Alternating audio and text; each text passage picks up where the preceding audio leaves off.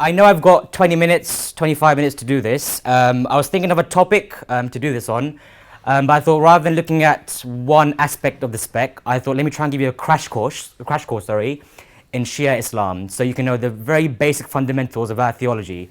A couple of disclaimers. Number one, I'm not educated formally in Islam. I'm self-taught. I'm just a living, breathing Shia Muslim, if I'm honest. So I've learned as I've grown up living in the faith.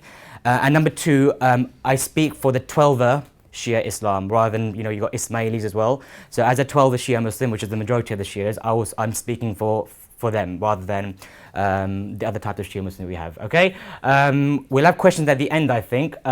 So let's start. So I'm going to kind of look at first the perceptions of Shia Islam, and then I'm going to look at the context we live in, and then I'll give you our theological beliefs. And I'm going to talk only about Shia Islam. I'm not going to compare with Sunni Islam. This is purely about Shia Islam.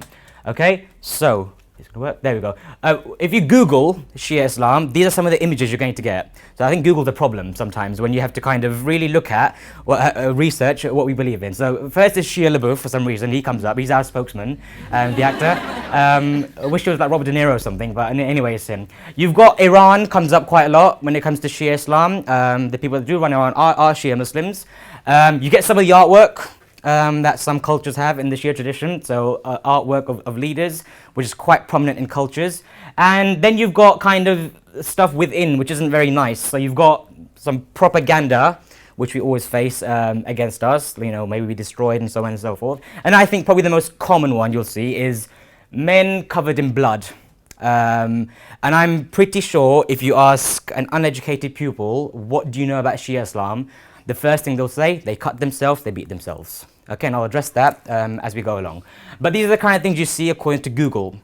So it's not the greatest source. That's why it's a real honor for me to be here, because I think you're going to hear from an actual living, breathing Shia Muslim what we really believe. But if we move on, this is honestly some of the stuff I've been told to my face, or I've had messaged to me, or I've had friends giving these messages. Some are in the classroom, and some are actually not quite far from here. So the first one I've addressed, the ones that cut themselves and slap themselves. Okay, and I'll come to it later. I've also been accused of having a tail. It's okay. This is a common one. They believe in a different Quran. That's an absolute myth. They worship the imams and they worship graves. Okay, one of our titles is the grave worshippers. I don't know where that came from. The ones who abuse the wives and companions of the Prophet Muhammad. Okay, although we have disagreements with them, abuse in Islam, as the Quran says, is not allowed. This is a very interesting one. The ones who believe Gabriel made a mistake by going to Prophet Muhammad and should have gone to Ali instead. Again, that's propaganda. We do not believe in that. This is funny. The ones you should not trust because we are allowed to lie. So whatever I say right now, you got to think carefully. This was said to me. Your mum, the women believe in prostitution. Okay, this was said to me to my face. Don't know where that came from. The ones who worship a rock, okay, I have this rock I worship in my pocket actually. This is what they're referring to. We do not worship this rock, we worship on it. The difference. Some people worship on carpet, we worship on a piece of earth because we believe we came from earth and returned to earth. Last few, this is fascinating. At the mosque, they turn the lights off and the men and women commit adultery. We laugh, I know we laugh, but this has been said. Last one, this is good. We carry a black book of curses. Okay, this is another one said to me. And the last one, the ones who are waiting for a man hiding in a cave to return. Okay, this is in reference to the belief that we have, but I'll come to all this later. Now, all this stuff, okay, you would hear from pupils who are not educated about it. And obviously, as a teacher who lives with this faith, it's quite hurtful sometimes to see this. And from a personal point of view, I grew up in a very majority Muslim school, and I was bullied as a pupil because this stuff was said to me. All my life I've had this. I'm very lucky. I feel quite honored I'm in a position that I could tell you guys this, the true story. You'll go into classrooms and then you will spread this across schools where people become educated in this. So let's have a look at what we actually believe in according to a living, breathing. So contextually, there's about 1.5, 1.6 billion Muslims in the world, and we are about 15% in the world. If we look at the UK and focus a bit more, this is what it looks like. 2.8 million Muslims in Britain, 95% are Sunni, 5% are Shia Muslim. So yes, we are quite small compared to the world context.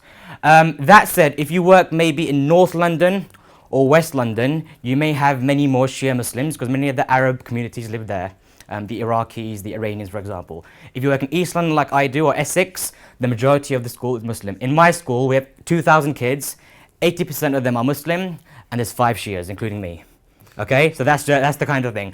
I say this, but we are still the second majority. Yes, we're the minority, but we are the second majority at the end of the day. So I think education about what we believe in is very, very important. I'm so glad we got a voice. And I speak for the Shia community of this whole country. We are so, so glad we finally are not a little box in the corner of the textbook anymore, written by someone who doesn't know what they're talking about, with the utmost respect. We now have a voice, and hopefully you'll see what we believe. So, the word Shia, where does it come from? The word Shia is actually in the Quran. Not in reference to what I believe, but the word Shia is actually an Arabic word. It means a supporter of or the party of. So, as you can see, 2 Quran verses there, chapter 37, 83, Abraham was one of Noah's Shia. He's one of his followers. Moses found 2 men fighting, one of them were his Shia. So actually, you can be a Shia of anything. Yeah, I'm a Shia of Liverpool as well. I support them. Okay? You could be a Shia of a politician. Oh, Shia Liverpool fan. So the word Shia is there. Now, post Prophet Muhammad, or during Prophet Muhammad rather, the word Shia then became this: Shia of Ali. So when you call me a Shia or you call someone a Shia, you actually mean you are someone who supports Ali. And I'll come to who he was in a bit. You support the view that Ali and his progeny are the successors to Prophet Muhammad. Okay, so just short for Shia to Ali. Okay, you are a follower of Imam Ali and his progeny after Prophet Muhammad. This is where the split happened, and this is a very, very sensitive issue. And both sides, both Sunni and Shia, are always very careful how they talk about it and how they word this, because it's a very, very sensitive thing. And if I'm honest, all the wars you see, it's because of this moment in history, I think, because it's such a sensitive issue. I disagree with people, I like certain people in this saga, and the other side is vice versa. In a nutshell, and I'm doing it very simple here, after Prophet Muhammad passed away, there was a dispute, or the issue came up of who is now going to lead the Muslims. Okay? Shia Muslims are absolutely adamant, only God chooses a leader on the earth. Okay? He chooses prophets, and Prophet Muhammad is the final prophet, but that does not mean he doesn't still pick leaders who are not prophets. Okay? Number 2, or 3 rather, we believe as Shia Muslims, Allah, so not us, not because, we have an agenda, God picked Ali. Okay? God picked Ali and his progeny to be the leaders of the Muslims. Okay? So it's not something we did on a whim. We believe God picked them. And we believe also Prophet Muhammad clearly announced this, made it clear, both during his life and after his death, before his death. Okay? So we are absolutely adamant on that. And therefore, and this is, out of all of this is the sensitive one, okay? Therefore, if you put all that into order, we would believe, therefore, because Ali did not become the leader, we believe his position was wrongfully taken away, okay? Because the vote took place and the community voted for a leader and they voted for what we know as the rightly guided caliphs. Now, Ali did become the 4th of these. However, we believe he should have been number 1, okay? And because God picks them. And therefore, you could say the first Shia Muslims, if I can say that, were the few people that remained loyal to Ali, and they even sometimes protested on his behalf. However, this is a very, very key point. I think lessons can be learned from this, from the Muslim world. They remained cooperative. Okay? They did not want to cause any friction. Okay? And you read Islamic history is very, very, I don't mean to offend anyone, I find Islamic history quite disturbing sometimes. There are things that happen in Islamic history which I find very uncomfortable that happened. But it's very, very important to look at these things. And there's no dispute that when Prophet Muhammad died, there was some kind of friction going on. Okay? Which shows there was maybe an issue that happened. So therefore, that's what we believe. Now, who are these leaders on that God picks? Okay? This is what the kind of family tree looks like. So you've got Prophet Muhammad. I'm not putting any wives, by the way, because I can't fill up the whole thing. All of them were married. All of them had many more kids. But in essence, Prophet Muhammad had his daughter, it was Fatima, and she married the first Imam, who was Ali.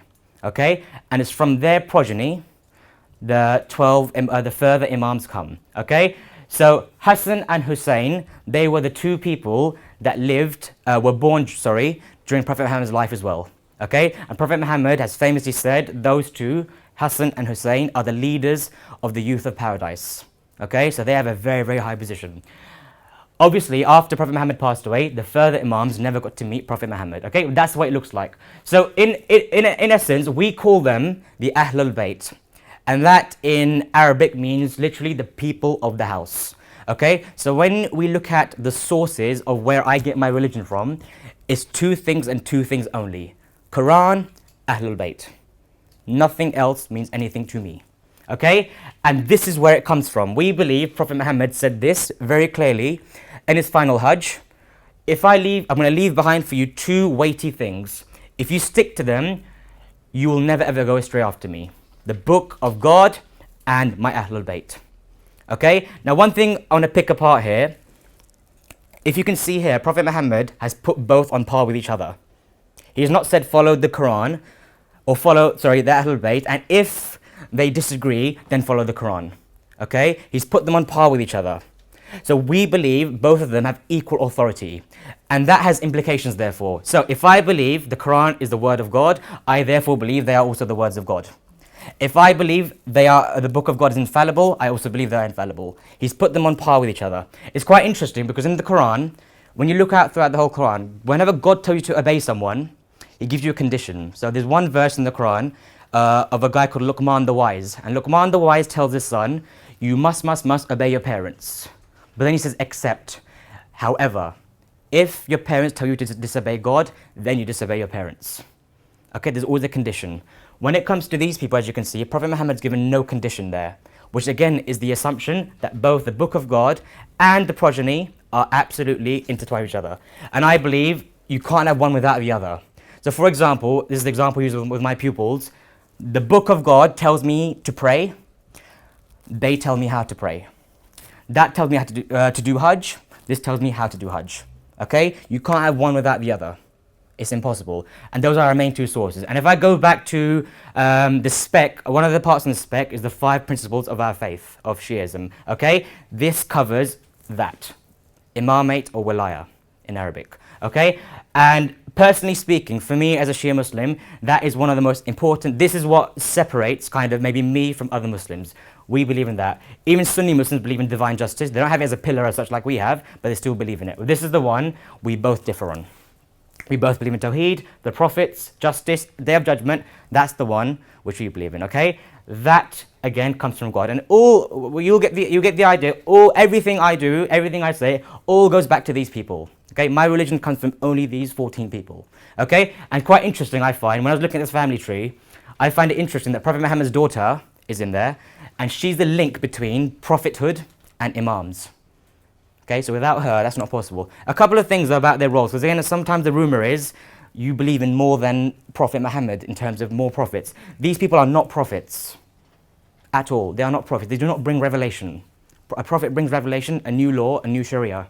They do not do that. I use this line quite a lot. The Prophet Muhammad brought the revelation, they protect the interpretation. That's the way you look at it, okay?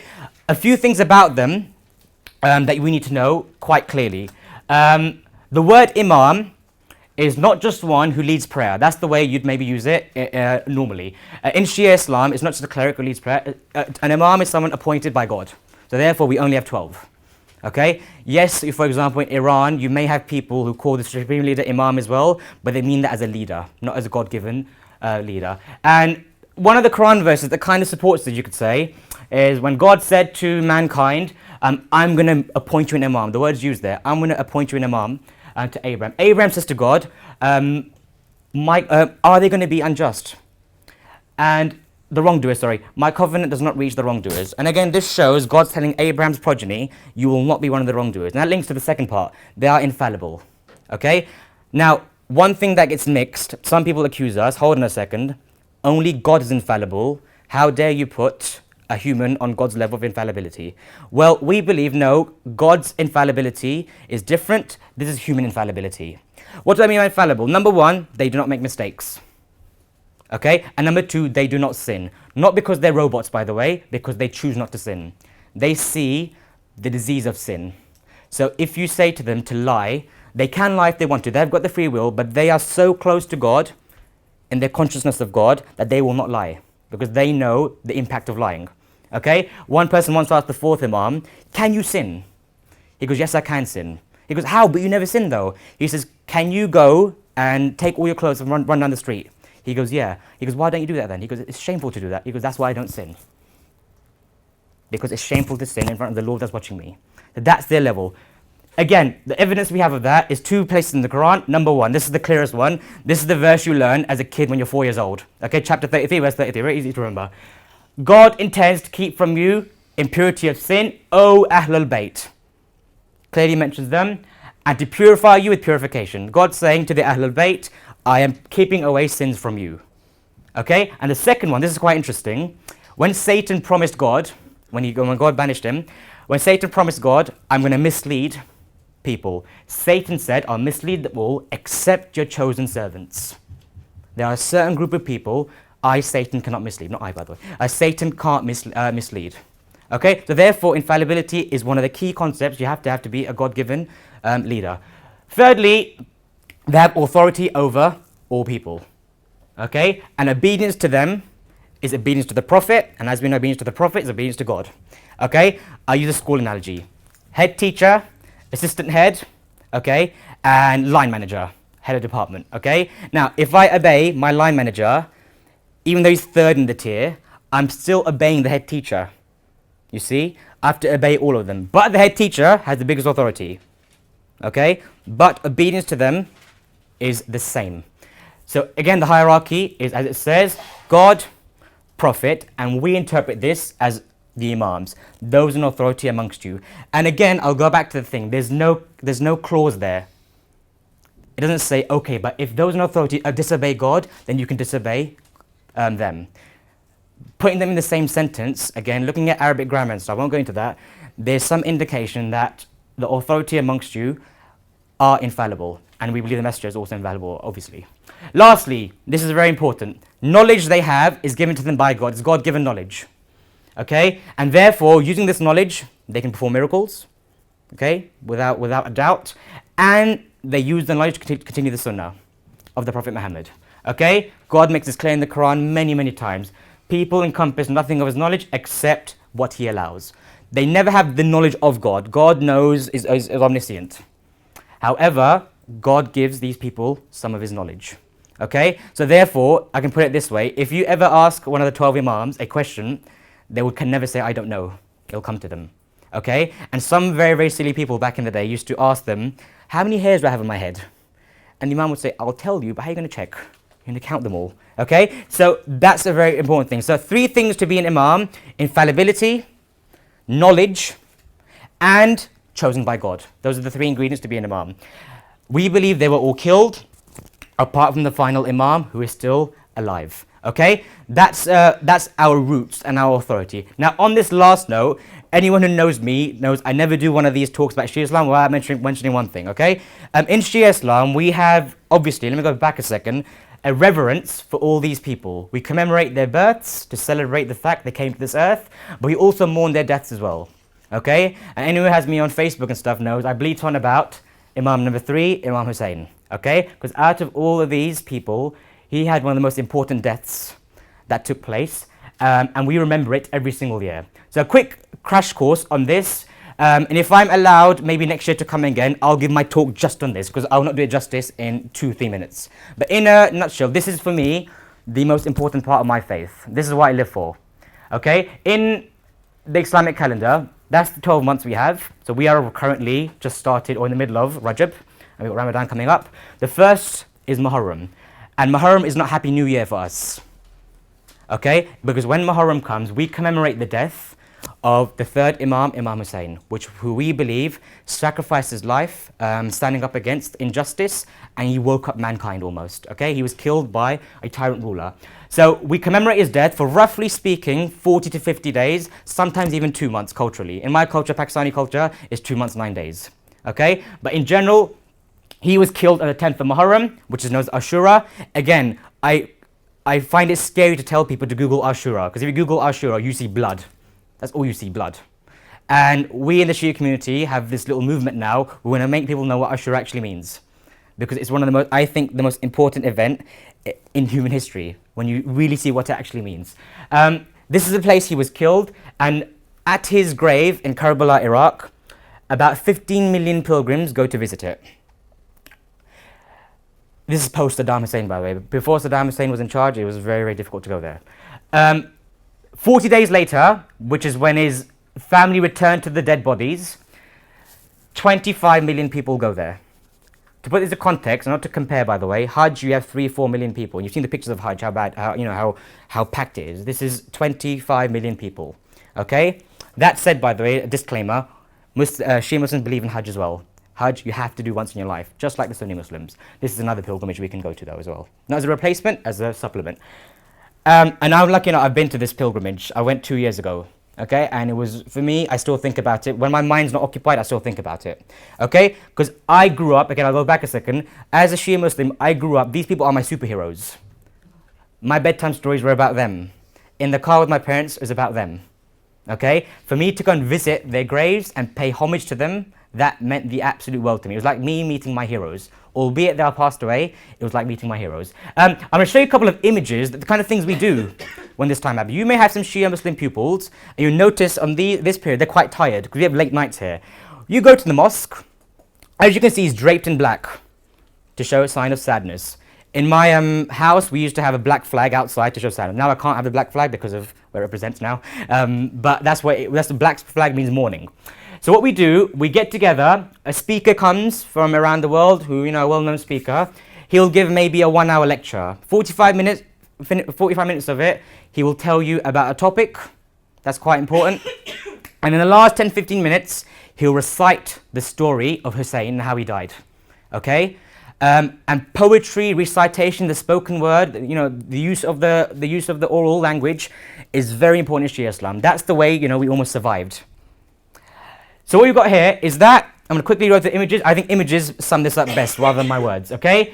In London right now, we have, on this day, we go to Marble Arch, okay? All over the country they come here to do a march and tell the world about Hussain. This year's march and last year's march has a bit more of a current tone to it, because we did an anti-extremist march.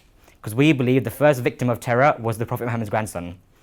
And ISIS followed the ideology, or Daesh followed the ideology of the people that killed him. Okay, so we go to Marble Arch. There's a very, very good atmosphere there. This is now their graves. Okay, now we commemorate the deaths of all the imams that were killed. Okay, and this is the shrine of the 7th Imam, and he was known to not have a proper funeral. His body was left on a bridge. So what they do here, they get together, go to his grave, and they make a replica grave for him, a coffin. And look at you can see the amount of emotion that's involved there. It's very powerful. This is the graves of all the imams, of 1 to 11. Obviously 12 is alive, we'll come to that later. That's the first imam, that's Hussain, that's Karbala. The 4th, 5th, 6th imam and the 2nd imam are buried in Saudi Arabia. And in Saudi Arabian ideology, having graves is not you can't really have graves like we have here. So they demolished that in 1925. It used to be a big mosque there, but it's demolished now. And we find that quite unjust, put it that way. But this is the shrine of this 11th imam, the father of the Messiah. This was bombed in 2006 as well, and that was the remains of it. I just went there in December. It's much better built now. Okay, and that was quite a big tragedy, a recent tragedy that happened, because worshippers were killed as well. It's a mosque, for goodness sake. And this is the pilgrimage of walking to his shrine on that 40th day, okay? This is what I was part of. So people from around the country of Iraq and Iran, all over the world, go and walk to his grave, okay? It's a very big thing. And when you go down this road, everything is free. Everything is free. Free food, free shelter, free tent, foot massage, phone charger, whatever you want is there. And if you say no to them, they get offended.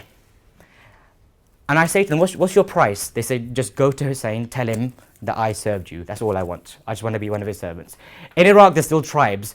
And for tribal leaders to queue up to do something is very, very offensive to them. Okay, I remember I was giving drinks once. The tribe leader just walked up to the queue. I said, well, you didn't queue up. I don't queue up. I'm the tribe leader.